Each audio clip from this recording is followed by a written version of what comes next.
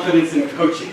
So I had this awesome opportunity to coach the #1 team in America in college debate. They won the Copeland Award, which is the equivalent of the Baker Award, while I was finishing my dissertation at the University of Georgia. Then I took a job at a school in San Antonio, at Trinity University, which had a debate program for a couple of years, and hadn't qualified for the NET in a couple of years. And the only debaters on campus were a couple kids from Austin who happened to have liked the school, but didn't necessarily know they wanted to do debates. And so I stepped in and said to myself, we will build this. We will do this together. And within the first tournament, I came back and I was like, I'm not sure that this will ever be built. The losses were much bigger than the wins. But as we started to work together and get people excited and work on debate together, there was this persistent phrase that kept coming up over and over again when the kids would come out of their rounds and talk to me. And it was, I lost on rep. Our strategy was great. I had the right execution. I did everything I was supposed to. The judge just voted on rep. How many of you have ever felt that or said that before at some point in time? I think most people involved in debate at some point in time experienced this. This feeling that you came totally prepared. You knew what the opponent was, you had a strategy for them, you did everything you and your coach had talked about, totally planned for the execution, and still lost. And on top of that, lost with an RFD that felt insufficient. That the judge wasn't able to articulate exactly what had happened, and you found yourself sort of increasingly realizing that there may have been something else at play. And the easiest thing to substitute in there is rep and reputation, what that role is and what that means. So this lecture is about what's happening in those moments. This lecture is about the notion that debate is not a simple formula or algorithm that judges plug into their computers and input a win or a loss. Judges are real human beings that are persuaded after spending 2 hours with you to vote for you or to vote for the opponent. And to think that that only takes place in the realm of the arguments that is said misses the core fundamental understanding of persuasion, which is what I'm hoping to talk to you about today. So the first thing we want to cover in Roman #1 is what the heck, how are we going to define persuasion and rhetoric in a way that's meaningful? So hopefully you all know that the very first debate coach that we care about, although there probably were some before that, was Aristotle. Aristotle was a phenomenal debate coach. A debate coach that not only trained the elites in how to argue, but decided to actually write down, in one of the first books on argumentation, on rhetoric, decided to write down the strategies that his debaters were using and that he thought were effective in actually persuading people. Now, for those of you that have ever read on rhetoric, heard this lecture or heard another lecture, you know that Aristotle said, therefore, that rhetoric is the art or the faculty of being able, in any given situation, to identify all the means of persuasion. So what Aristotle meant by that was, if you walked into a kindergarten classroom and your goal was to persuade those kids to stay in school and graduate, that's an entirely different conversation than sitting with at-risk youth in middle school, which is an entirely different conversation than sitting with people in their senior year of high school. And what Aristotle said was, if you don't realize why each of those situations are different, your rhetorical strategy may or may not work, because you're not thinking through the variables at play. Now, to make it easier on the audience, Aristotle said that there are basically 3 major ways that we persuade folks, the 3 major faculties of persuasion. What are they? Give it to me. Ethos, today's lecture, we're going to talk about. Good, we got a lot of ogos. So, logos, which is what we train you oftentimes in the art of the debate. We believe that debate is about logic and rationality. Now, the second lecture I'll give to you, another lecture later on Ethos, will challenge that. But logos is the idea that you are here at Debate Camp learning the logic and the faculties of arguing, including argument fallacies. Now, pathos is the role of emotion, being persuaded based on emotion. In debate, we like to think that that is the least important part of the equation. In fact, we do very little to train you on how to use emotion in debate, despite the fact I think that that's a glaring flaw, and I actually think that the debaters with the most emotion oftentimes win. Do we need to pause for a second? Yeah? Pause? Yeah. Okay, cool. So, pathos is your role of emotion. Your goal with emotion is to recognize that there are times when you're stacking up particular arguments, and the goal is to get the judge excited about paying attention to your particular situation in your particular time.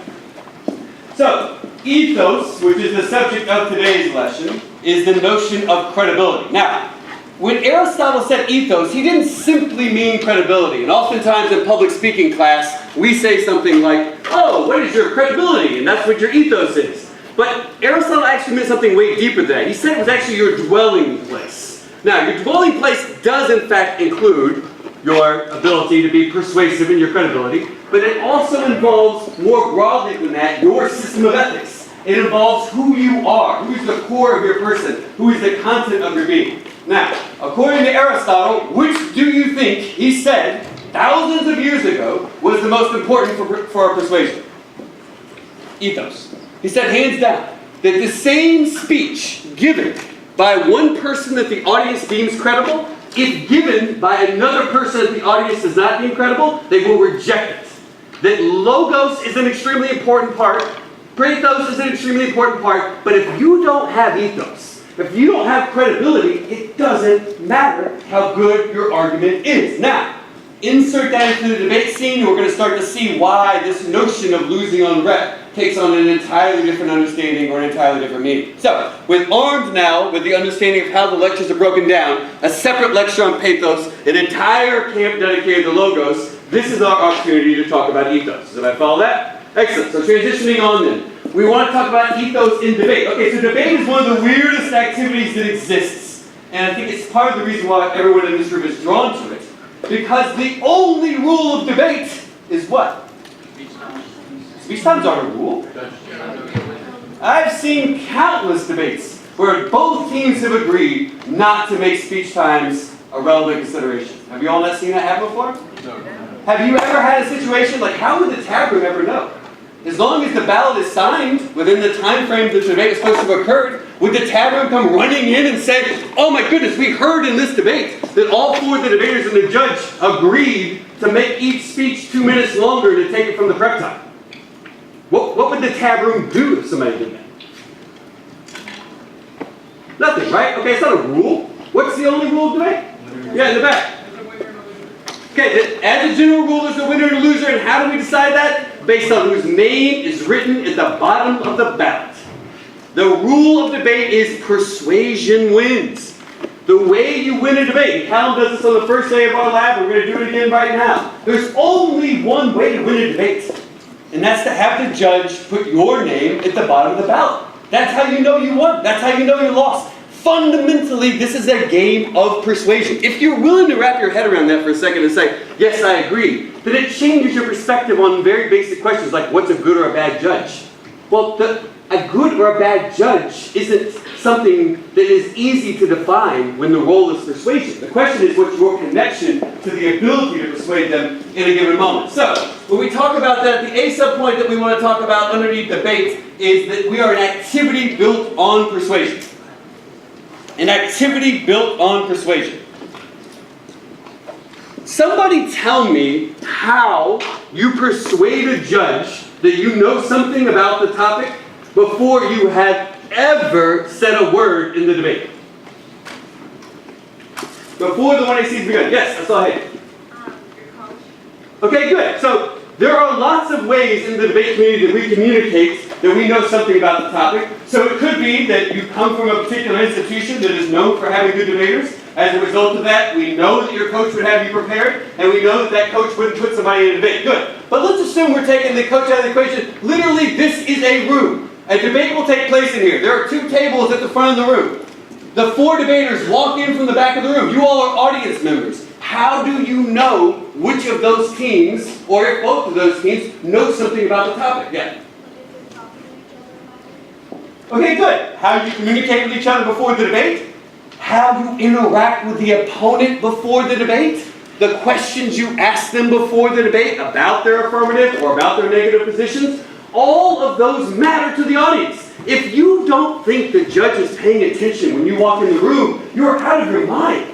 The judge is watching you. The judge is evaluating every moment of interaction that they have with you to answer a very fundamental question. Are you a great debater or not? And that's what we're going to get to later on. So ethos matters at all moments of interaction with judges and people who could potentially interact with them. And it comes down to the very basic question, you only win the debate if they sign their name at the very bottom of it. So, for instance, there's very few sports that in the middle of the sport, could the person turn to the ref and say, actually, I don't think the game should be won by who has the most goals. I think the game should be won by who has the least goals. And let's just argue about that right here. If I win that argument, I win the debate. In debate, you can do that. You can change the question of the debate. You can stand up and say, actually, the debate shouldn't be about oceans at all. The debate should be about something I think is more important than oceans. And if you're credible enough and good enough on that argument, you can change what the whole point of the 2 hours you were supposed to do together. Very, very few other activities empower the participants to use persuasion to shape what is the question of the activity. It's one of the things that makes debate beautiful. The BSA point here is that the debate community is smaller than you think. I say this every year, but we'll reiterate it again. Very few of us in this room are separated by more than 2 degrees of separation. My suspicion is that those of you who are brand new to high school debate have no clue that you and I are 1 or 2 people away from someone that we are very, very close with. Right? So I'll give you tiny examples of this. Who knows who one of the new coaches, that might not be announced yet. Who knows who the new coach was this year at Westminster? The new director of debate. Okay, who you got? Okay, where did Jordana debate in college? Wake Forest, exactly, where I'm the director of debate. So, we are 1 step removed from every person Jordana coaches, every person Jordana judges, every person Jordana acts with in the debate community, interacts with during the debate community. So when a crucial moment happens in the debate community, when something really controversial happens in high school debate, a semi-final of a national tournament has an alleged clipping violation, when a major round-robin debate goes down and the end point of that controversy has to do with whether or not a piece of evidence was fabricated or not. When something major controversial happens like that, the thought that that only stays in a very small group of people who happen to have been around misses just how tiny the debate community really is. In reality, we are so closely combined with each other that it would be very difficult for us to have a conversation and in under 30 seconds not find someone that we have in common. Now, in high school, the debate community feels enormous, in part because the tournaments you go to feel enormous. The Glenbrooks is monstrous, right? There are faces there that you've never seen before and probably will never see again in the rest of your life. You know how weird it is? This happens to me every year. I'm in my mid-30s. I'll meet someone that I was actually at a debate tournament with in high school. I just didn't know. We happened to be talking to each other and like, oh yeah, I did debate in high school. You did? Yeah, so did I. We overlapped in time. We not only overlapped in time, we were at the same tournaments and didn't even know each other, right? That happens all the time. But it's smaller than you think, because as a rule, the judges and the coaches work together to make sure that that's possible. Now, the C-sub point here is that the debate community loves angels and the debate community loves demons. You'll have heard me give this before, some of you, but I'm going to give you a little bit about my narrative of how I love debate, and part of the reason I attribute that to 2 important people. In high school, there was a cat named Gray Mead who debated at my high school. When I was a first year on the debate team, this guy was our best debater at our high school. Now, upon reflection, like knowing who I am now and looking back on it, looking at Gray Mead's record at the time, I would recognize that Gray Mead was a good but not phenomenal high school debater, right? In terms of like, he didn't win the COC. He wasn't like somebody that people would write down and be like, of the top 10 greatest debaters of the 90s, Gray Mead was there. However, in my mind, he was. He was the best person from my high school. And from my high school, he was debating at the big tournaments. And he was holding his own and clearing at some of them, right? So in my mind, Gray Mead was the best debater and the best representative of our high school. Here's what Gray Mead did for me, okay? He took all of the first years in my first year class when I was in 9th grade and he was a senior. And before the St. Mark's tournament, he brought us all to his house. Said, I'm going to, pizza's on me. Love to do this. Took us down to his living room. I can still remember it to this day. And it was just with the first year. There was no sophomores, no juniors that were there, just the 9th graders. He gave us all pizza and asked us to help him process cards for St. Mark's. Now, I know this is something you all wouldn't have to do anymore, but back in the day, processing was sort of a task you didn't have to know a whole lot about debate to do. Imagine somebody saying, like, I just need you to cut and paste these paragraphs, okay? So we sat there for 2 hours without any clue what we were really doing for actually making, any file or anything, but we were with him, and we were talking about debate. And this was a chance for raging dork nerds in public school in Louisiana to feel like it was okay to be cool. This was a cool kid who was smart. It was okay to be smart. It was okay to love debate. And after that night was over with, we gave him whatever we destroyed of his file, went home, all happy and gleeful. He went to St. Mark's, had a good tournament, and then came back and thanked each one of us individually and said, what you did that night really helped us win the St. Mark's. When he could, he would tie it to a particular debate. What I love about this, and the reason I always tell the great and neat story, was it was just such an easy gift to give us. It didn't require much on his part. Yes, it required him the ability to give pizza, which some people might not be able to do. But the food isn't the important part. It's that he gave us the time and credibility to feel like we mattered for something much bigger than ourselves. Now, the amazing thing about this is the people who were in that room, they didn't quit debate. Not only did they not quit debate in high school, they didn't quit debate through college. And 4 of the top 10 speakers at the NDT, our senior year, were all in that basement together. And so 4 people, in the minimum, stuck through debate all the way through high school, all the way through college, and all of us remember that is one of the defining moments. You can be somebody's great need. It's so easy to be the person on your squad that goes out of the way to make sure everybody feels like they're an exciting part of how good you are doing at debate, especially when you're the best debater. The other person I like to talk about oftentimes is a Northwestern debater named Michael Gottlieb, who was one of the best debaters around. I think I can credibly say now that Arsht and Markov are officially from Georgetown the best team that I've ever seen. I used to answer that question with Northwestern, Gottlieb, and Sparacino. I think I can honestly say that. Now, Gottlieb won the NDT twice, top speaker twice, a very good debater. I debated him my first year in college at Wake Forest at the NDT, a lowly debater from Wake Forest. Round 1, whenever it was paired by power matching, of course, they were going to put one of the best debaters in the country against another best debater in the country. They put him against me.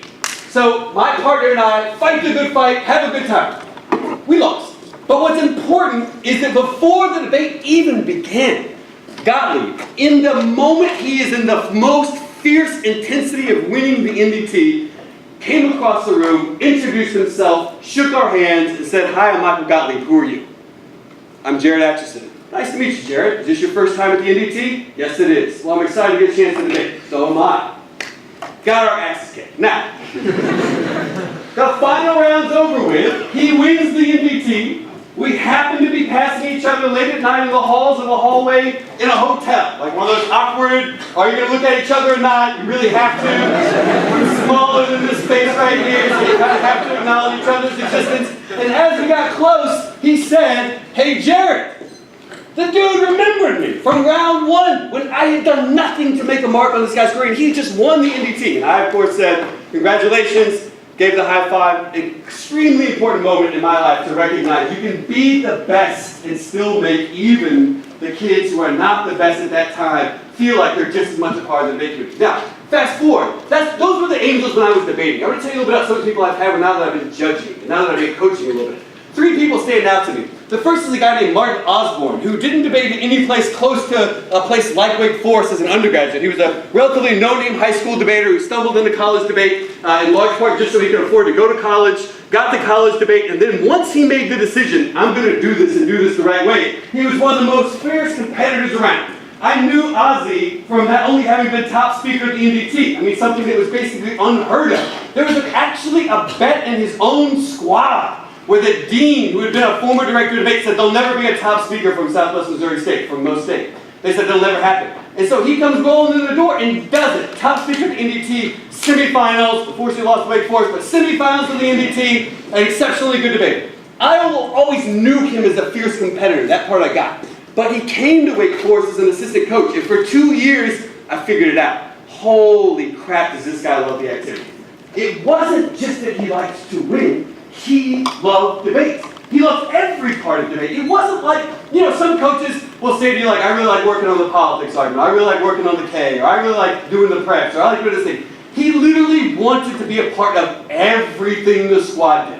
He wanted to be a part of every major decision that was made. He got so involved with his debaters that he cared about their personal lives, he cared about how excited they were in school, he cared about making sure that when he left Wake Forest, they had a legacy, and seeing someone who not only had competitive success, but cared so much about the activity was inspiring. The second person was another Northwestern debater named Peyton Lee. Have you ever seen Peyton debate before? She was in the final round of the NDT. Phenomenal debater. Not only was her competitive success incredible, you stacked up all the wins and losses, very, very impressive, but just like what Gottlieb had done, I judged her at the NDT in a round where it was a great mismatch in terms of skill sets, but doesn't necessarily mean it wasn't going to be close, because every debate in college can be close. And she not only took the time to introduce the other people, to herself to the other people, she did something more than that. She did something even Gottlieb didn't do. When it became clear that the number of Northwestern coaches in the room was actually having an effect on the ability of the other team to prep, and when it was actually having an effect on their ability to feel confident in the debate they were in, she kicked them out. She said to all the coaches, I think we're good. And they were like, no, we still need to talk about it. She's like, no, I really think we're good. And if you want to talk to me, get on G-Chat. And she kicked all of them out, leaving just the 4 debaters in the room. And if you're about to debate Northwestern at the NDT, and there's 7 coaches in the back of the room, and they're all working on beating you, and this team has 1 coach who is furiously trying to keep up, it makes a huge difference that she just kicked the coaches out of the room. It was just that simple, and in doing so, made it feel like a space that was more open and welcoming to everybody. And the last person I want to talk about is LaToya Williams-Green, also known as Toya. Anybody watched Toya debate before? She's awesome. She debated in Portland State. She debated with Ryan Walsh the year before Ryan and Elijah won the NDT and won CETA. She's part of the team called Emporia WW. What Toya did that I loved when I judged her was she treated me as the judge as an actual educator. Now that's a weird thing to say, okay? Because most of us treat our judges as an instrument to a win. She treated her judges as someone that she could learn from. And so I judged her at the pick round robin. I wrote a relatively harsh ballot, okay? So sort of a, I just don't think this is a good argument ballot. She printed out, put it in her Expando, came and found me and said, hey, I'd like to talk to you about this. Went through the entire ballot with me line by line. We're on the same page. Didn't say, Jarrod, I disagree. Didn't say, Jarrod, you're an idiot. Nothing. She just paid close attention. In the doubles of the NDT with a 5-person panel, she quoted part of my ballot back in an effort to make sure that she knew I was on the panel and she understood that my arguments in the past had influenced the decision she was making in the debate. Now she lost a 4-1, but who do you think was the 1? Right here. Having to fight for it. Still think she was right. People who treat the judges as an actual instrument of education to be used for that persuasion in the future are going to win so many more debates over the course of the long run, and I think the debate community loves those angels. Now, let's be honest, not every person that wins every tournament are the nicest of people. We know that. Some people win speaker awards, and they're total not nice people. We understand it. The debate community has a weird relationship with jerks.